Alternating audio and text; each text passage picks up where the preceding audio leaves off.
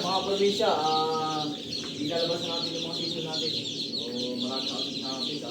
Dito na sila sa loob. Kaya, ilalabas na natin. Ilalagay na natin sa kanilang kulungan. So, labas natin yung mga tingin ng balahibo.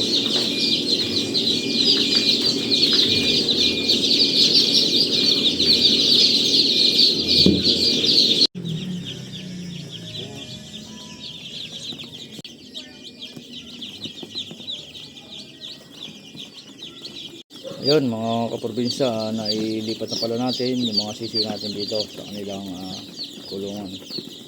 Ayan. So yan nga pala yung mga bagong pisa natin na mga sisiyo.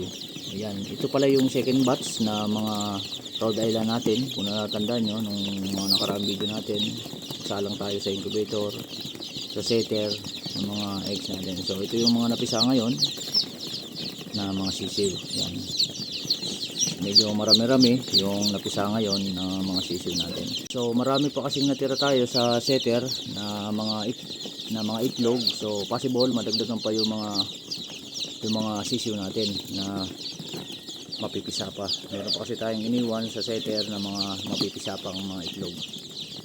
Ayun, napakaganda ng mga sisiyo na mabuhay lahat yung mga sisiyo natin para magtuloy-tuloy na tayo sa production natin.